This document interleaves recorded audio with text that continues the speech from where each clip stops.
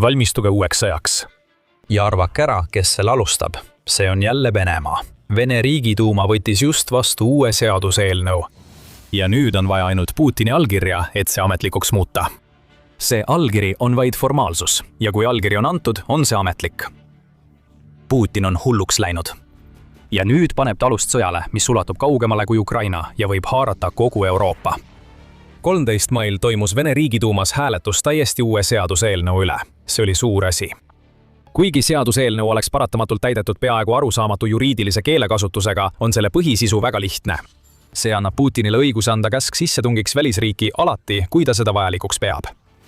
Muidugi, seaduseelnõu ei ütle seda täpselt nii. Sellist sissetungi käsku saab anda ainult siis, kui Venemaa usub, et peab kaitsma oma kodanikke mis tahes ohu eest teises riigis. Aga see on tegelikult lihtsalt suitsukate. See väidetav kaitse laieneb kõigile Vene kodanikele, keda uuritakse, arreteeritakse, kohtu alla antakse või nagu poliitika ütleb, keda välisriigid, rahvusvahelised kohtud ja organisatsioonid, kuhu Venemaa ei kuulu, mingil moel väärkohtlevad. Teisisõnu on Venemaa loonud tingimuse, mida ükski riik ei suuda täita. Kas riik peab andma igale venelasele vabad käed, teha oma territooriumil, mida iganes nad tahavad, või peab see riik riskima sellega, et Vladimir Putin kuulutab välja sissetungi, väites, et kaitseb mõnda isikut? Sellel seadusel puudub tegelik loogika ja see ongi asja mõte. See eksisteerib ainult selleks, et anda Vladimir Putinile vale ettekääne, mille alusel ta võiks igal ajal uue sissetungi alustada. Eelnõu on vastu võetud ja nüüd ootab see Vladimir Putini allkirja, enne kui sellest saab ametlikult Venemaa seadus. Me ei pea isegi arutama, kas Vladimir Putin annab endale õiguse tungida kallale igale riigile, mis teda vihastab. See eelnõu pärineb kindlasti Kremli sügavustest. Kõik, kes selle koostamise eest vastutasid, kuulasid Vladimir Putinit ja tema kaaslasi. Olgem selles osas ausad. Vladimir Putin on see mees, kelle tõttu see eelnõu üldse olemas on ja pole mingit võimalust, et ta keeldub sellele alla kirjutamast. Muidugi kirjutab ta alla. See eelnõu annab talle kõik, mida ta vajab, et oma hullumeelsust levitada kaugemale kui ainult Ukrainasse. Tegelikult on Vladimir Putin juba hakanud vihjama, kuhu ta kavatseb Venemaa tähelepanu järgmisena suunata. Seal lähevad asjad tõeliselt tõsiseks ja me avaldame peagi rohkem teavet. Aga kõigepealt on Vjatšeslav Volodin, kes on Venemaa riigiduuma esimees, andnud meile üsna hea ettekujutuse sellest narratiivist, mida Venemaa hakkab looma nüüd, kui Vladimir Putinil on uus seaduseelnõu allkirjastamiseks valmis. Lääne õigussüsteemist on saanud repressiivne masin, mis surub maha neid, kes ei nõustu Euroopa ametnike poolt peale surutud otsustega. Sellistes tingimustes on oluline teha kõik võimalik, et tagada meie kodanike kaitse välismaal, kuulutas Vjatšeslav Volodin pärast seda, kui seaduseelnõu riigiduumast läbi läks. Nii et lugu on selge. Asi ei seisne ainult nende riikide karistamises, kes kujutavad ohtu Vene kodanikele. See seaduseelnõu on mõeldud selleks, et panna lääs ja tema väidetavalt ebaseaduslikud õigusstruktuurid oma kohale. Või teisisõnu, vau, lõpetage venelaste vastutusele võtmine meie kuritegude eest, olgu need siis sõjas või milleski muus. Pilged kõrvale jättes, siin on, mida see seaduseelnõu tähendab 3 üksusele, keda see tõenäoliselt kõige rohkem mõjutab. Esiteks on Ukraina. Keegi ei saa eitada, et me näeme palju paralleele selle seaduseelnõuga seoses kasutatava keele ja ettekäände vahel, mille Putin lõi oma sissetungiks Ukrainasse. Nagu Euronews märgib, kasutas Putin valeväidet, et tuleb kaitsta Vene kodanikke ja venekeelset elanikkonda, ühe põhjusena, miks ta alustas täiemahulist sissetungi Ukrainasse 2022 aasta veebruaris. Aga tol ajal ei olnud Putinil veel mehhanisme, et nimetada seda sissetungi sõjaks. Ta nimetas seda sõjaliseks erioperatsiooniks nii propagandistlikel eesmärkidel kui ka seetõttu, et ta uskus, et Ukraina kukub nii kiiresti kokku, et ta saab seda terminoloogiat edasi kasutada, kuna sõda ei toimugi. Asjad Ukrainas ei läinud Putini plaanide järgi, kuid nüüd on riigiduuma vastu võtnud seaduse, mis võimaldab tal oma sissetungi legaliseerida, vähemalt Venemaa sees. See on Ukraina jaoks ohtlik. Kui Putin otsustab hakata oma sissetungi sõjalise erioperatsiooni asemel sõjaks nimetama, avab see ukse Vene armee mobiliseerimiseks. Ukraina president Volodymyr Zelenski usub, et see võib nii olla. Juba aprillis viitas ta sellele, et Venemaa loob seadusi, mis võimaldavad Putinil karmistada kontrolli sõnumirakenduste nagu Telegram üle ning kehtestada ulatuslikke internetipiiranguid, mis võivad olla mobilisatsiooni eelkäijad. Nüüd on veel üks eelkäija ja see pole ainus asi, mille pärast Ukraina peab muretsema. Kui Venemaa võtab vastu seadusi, mis võimaldavad Putinil oma sissetunge seaduslikuks kuulutada, valmistatakse Valgevenet ette uue sissetungi marionetiks. Riigi president Aleksandr Lukašenka on juba väitnud, et tema riik kavatseb sõja ettevalmistamisel valikuliselt üksusi mobiliseerida. 18. mail alustasid Venemaa ja Valgevene ühist sõjalist õppust, mis hõlmab taktikaliste tuumarelvade lahingulist paigutamist planeerimata stardipaikadest. ja Volodõmõr Zelenskõi sõnul viitavad Ukraina luureandmed sellele, et Vladimir Putin üritab aktiivselt Valgevenet Venemaa sõtta kaasata, kusjuures riik võib sihtida kas Põhja-Ukrainat või mõnda NATO liikmesriiki. Tundub, et Putini hullumeelsus on tema marionettide seas nakkav.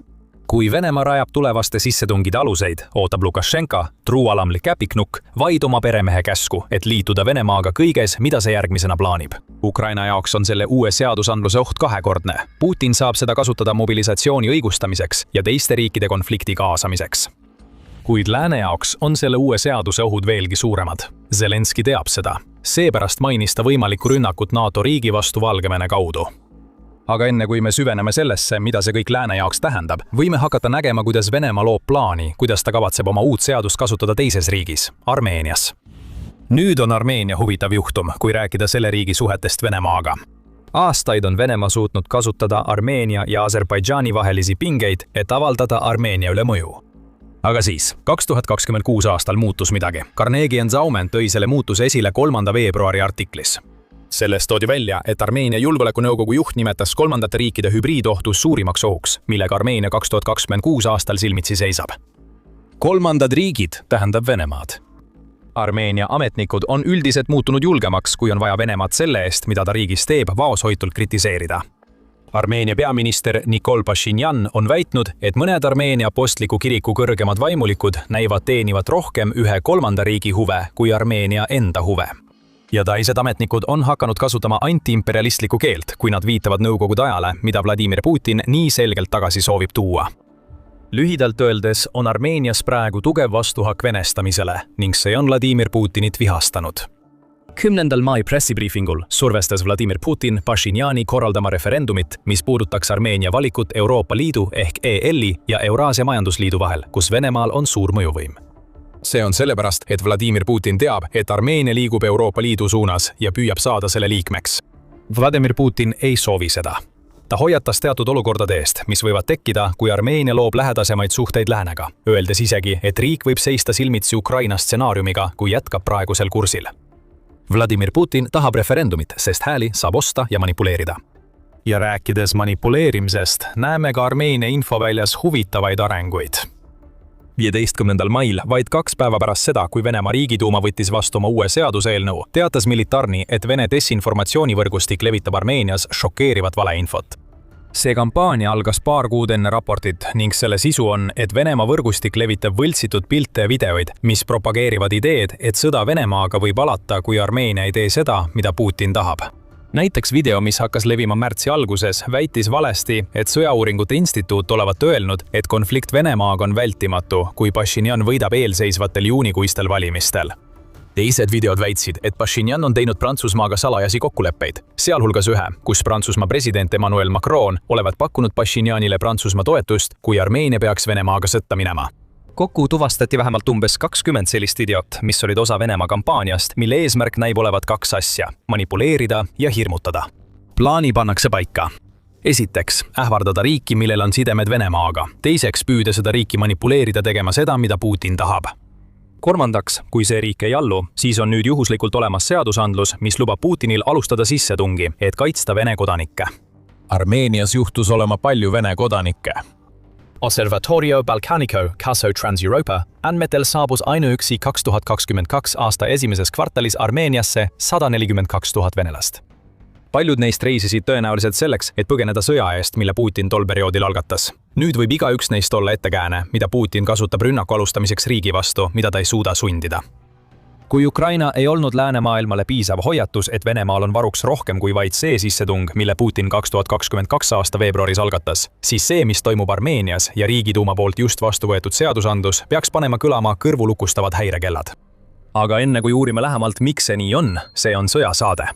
Me tuume teieni kogu pildi, mitte ainult pealkirjad. Kui leiate meie kanalist väärtust, kaaluge tellimist, et ei jääks ilma meie tulevastest analüüsidest. Nii et tundub, et Armeenia on Putini sihikule sattunud Venemaa uue eelnõuga. Aga olgem ausad, tema peamine sihtmärk on siiski lääs. Zelenskõi on seda ka ise öelnud, kuna Venemaa uus eelnõu sillutab teed Putinile, et alustada sissetungi ükskõik millisesse lääneriiki, mida ta peab Venemaale ohuks. Ja see pole nii, et lääs, eriti NATO Euroopa liikmed, ei oleks teadlikud ohust, mida Venemaa endast kujutab. 15. mail väitis Saksamaa relvajõudude peainspektor Carsten Breuer, et Venemaa valmistub mingisuguseks rünnakuks järgmiste aastate jooksul. Erinevad näitajad, relvastuse ja tööjõu koondamine, majanduslikud ja poliitilised sündmused viitavad ühele punktile. Aastale 2029 teatas Breuer. Teda toetas Ühendkuningriigi kaitseväe staabiülem õhuväemarssal Richard Knighton. Venemaa võitleb Ukrainas, õpib kogemustest, arendab uusi tehnoloogiaid ning Putin on tõestanud oma valmisolekut rünnata suveräänseid riike. Mida lähemale sa jõuad Vene piirile, seda rohkem sa seda tunned, ütles Knighton samas intervjuus Breueriga. Nagu me ütlesime, häirekellad, need peaksid helisema. On ka teisi, kes osutavad Putinile ja väidavad, et tal on midagi kurja kuulutavat varuks. Juba veebruaris andis Rootsi häiret. Riigi sõjaväeluure ja julgeolekuteenistuse iga-aastane aruanne tõi esile mitu hübriidsõjaoperatsiooni, sealhulgas Rootsi ja tema lääneliitlaste vastu suunatud sabotaaži ja küberoperatsioonid, mille tulemusel nimetas aruanne Venemaad Rootsi ja NATO peamiseks sõjaliseks ohuks. See oht on nüüd tõusnud täiesti uuele tasemele, kuna Putin on sisuliselt andnud endale loa tungida suvalisse teise riiki kõige tühisemate ettekäänete alusel. Politico lisab, et EL-i kaitseametnikud usuvad, et järgmise paari aasta jooksul võib, kuidas Kreml survestab ja testib lääne üldist pühendumust NATO-le ning seeläbi ka pühendumust Ukrainale. Endine Tšehhi valitsuse riikliku julgeoleku nõunik Tomáš Pojar arvab, et selline katse keskendub tõenäoliselt Balti piirkonnale või võib-olla Musta mere piirkonnale. Bulgaaria võib olla sihtmärgiks, ütleb Pojar, eriti kuna ta kulutab oma kaitsele vähem raha või Balti riigid, kes olid Putini ohust teadlikud juba enne Venemaa sissetungi Ukrainasse. Kas me võime näha Armeenias kujunevat tegevusplaani nende NATO liitlaste vastu? Kui see juhtub, oleks see NATO proovikivi. Venemaa on andnud endale loa sissetungiks ning riik, mida ta peab NATO riikide seas nõrgemaks, oleks ideaalne sihtmärk selleks prooviks. Kui NATO ei tõtta kohe kaitsma Bulgaariat või üht Balti riiki Vene sissetungi korral, saab Putin aru, et ta võib minna kaugemale, kui NATO tahaks, et ta usuks. Lõppkokkuvõttes seisneb Venemaa uus seaduseelnõu selles, et anda Putinile rohkem valikuvõimalusi. Ukrainas on tal võimalus oma sõda Vene rahva silmis legitimeerida, mis võiks luua aluse mobilisatsiooniks ja Valgevene kaasamiseks. Armeenia näib olevat Putini sihikule võetud ning kõik eeldused on olemas sissetungiks, mida Venemaa uued seadused õigustavad. Ja läänes on oht, mida Putin on aastaid endast kujutanud, muutumas ebamugavalt reaalsuseks. Nüüd, kui Putinil on olemas seaduslik alus, millega ta saab õigustada rünnakut sellise riigi vastu nagu Bulgaaria, kus New Geopolitics Research Networki 2021 aastal avaldatud andmete kohaselt elab aastaringselt kuni 30 000 venelast. Või Balti riigid, mida 10 000 Vene kodanikud nimetavad oma koduks. Kõik märgid viitavad sellele, et Venemaa alustab uusi sõdu, aga siin on suur küsimus. Kas Venemaa on valmis selliseks võitluseks, mida ta üritab alustada? Riigis nagu Armeenia, siis kindlasti. Global Firepower asetab Armeenia 145 sõjalise riigi seas 101. kohale. Riigi 65 000 tegevteenistuses sõjaväelase ning peaaegu olematu õhu, mere ja maismaa võimekuse tõttu, eriti võrreldes Venemaaga, suudaks Putin tõenäoliselt saavutada Armeenia ründamisel selle kiire võidu, mida ta lootis Ukrainas saavutada. Aga oletame, et ta pöörab oma tähelepanu NATO riigile ja mis veelgi olulisem, et NATO reageerib Venemaa sissetungile täieliku kaitsega. See oleks Putini jaoks kõige hullem stsenaarium, eriti kui ta alustab sissetungi ajal, mil ta veel aktiivselt tungib Ukrainasse. Me oleme näinud kahju, mida Ukraina on Venemaale põhjustanud. Riigi rahandusministeeriumi andmetel on Venemaa 18. mai seisuga kandnud üle 1,35 miljoni kaotuse ja see arv kasvab. Need on pöörased numbrid ja ära unusta, et Ukraina aitab hea meelega oma Euroopa partnereid välja töötada strateegiaid, kuidas end kaitsta sellise sõja vastu, nagu Venemaa peab. Kuni Ukraina on endiselt tegur, oleks Putinil rumal tungida NATO-ga liitunud riiki. Asjad muutuvad veidi keerulisemaks, kui Venemaal õnnestub kuidagi Ukrainas edu saavutada, mis pole sugugi kindel, ja seejärel ründab NATO riiki. Kui USA on osa sellest NATO vastusest, siis on Venemaa peaaegu igas valdkonnas arvuliselt ja relvastuselt alla jäänud, eriti pärast aastaid kestnud sõda Ukrainas. USA osalus pole garanteeritud. President Donald Trump on korduvalt vihjanud, et ta võib proovida USA'd NATOst välja viia ja ta võiks kasutada Venemaa sissetungi mõne väiksema NATO liikme vastu ettekäändena, et väita, et USA ei peaks sekkuma. Kui Ameerika on mängust väljas, peaksid NATO Euroopa liikmed Venemaale hästi vastu saama. Aga paberil olev ei tähenda veel kõike. Kogemuste puudumine sellise sõja pidamisel, nagu Venemaa peab, võib olla probleemiks NATO Euroopa liikmetele, eriti maismaalahingus, märgib Newsweek. Euroopal peaks õhus olema selge ülekaal, kuid Venemaa merevägi on nii suur, et see võib olla suuteline Euroopa sõjalaevadest jagu saama, isegi kui need laevad on moodsamad ja paremas seisukorras. Ja loomulikult on Venemaal tuumavõimalus. Relvastuskontrolli assotsiatsiooni andmetel on Venemaal 5580 tuumarelva, võrreldes Prantsusmaa ja Ühendkuningriigi ühise 515-ga. see oleks tõenäoliselt palju tasavägisem võitlus, kui paljud arvavad, ja kui Vladimir Putinil õnnestub NATO liitu lõhestada, nagu ta on aastaid püüdnud teha, võib väiksema NATO liitlase ründamine olla täiesti võimalik. Belferi keskus väidab, et järgmiste aastate jooksul näeme, kuidas Venemaa suurendab oma hübriidsõja hirmutamistaktikate ja valeinfokampaaniate ulatust. See, mida me praegu Armeenias näeme, võib olla märk sellest, mis võib juhtuda Bulgaarias või Balti riikides. Vladimir Putin mängib selle peale, et tal õnnestub tekitada NATOs piisavalt sügav lõhe, et USA jääks kõrvale, ning piisavalt keeruline olukord, et Euroopa NATO liikmed tabatakse ootamatult, mistõttu nad takerduvad bürokraatiasse, sisetülidesse ja ebapiisavatesse vastustesse. Me teame kindlalt, et Venemaa on just loonud endale ettekäände. Eelnõu on vastu võetud ja Vladimir Putini allkiri on vältimatu. Kõik Euroopa riigid, kus elab märkimisväärne arv venelasi, on nüüd ohus. Igasugune derussifitseerimise kampaania võiks olla päästikuks. Kas või ühe Vene kodaniku arreteerimine, isegi õigustatud süüdistuste alusel, võiks olla ettekäändeks. Hullumeelsus varjutab nüüd Putini meelt. Ta viib Venemaa sõjale Euroopa vastu lähemale kui kunagi varem. Isegi ilma täiemahulise sissetungita võiks uut Vene eelnõu kasutada teiste agressiooniaktide õigustamiseks, näiteks hübriidsõja taktikate ja väiksemate operatsioonide puhul, mis väidetavalt on mõeldud Vene kodanike kaitsmiseks. Uue sõja alus on loodud. Venemaa on legaliseerinud Putini terrori. Kuid samal ajal, kui Venemaa pöörab pilgu tulevaste konfliktide poole, on tal Ukrainas veel palju lahendada. Kasvavad kaotused ja raskused värbamisel on pannud Venemaa Ukraina sõjas kaitsepositsioonile. Tulevaste sõdade ettevalmistamine on üks asi, kuid Venemaa peab kõigepealt üle elama sõja, mille Putin on talle juba peale surunud. See ei pruugi juhtuda, sest 2026 aasta võib kujuneda pöördepunktiks viisil, mida Putin kunagi ei oodanud. Saate teada, kui vaatate meie videot, ja kui teile see video meeldis, siis ärge unustage tellida The Military Show'd, et ei jääks ilma meie kajastusest sõjahullus Venemaal toimuvate viimaste pööraste arengute kohta. Ja aitäh vaatamast!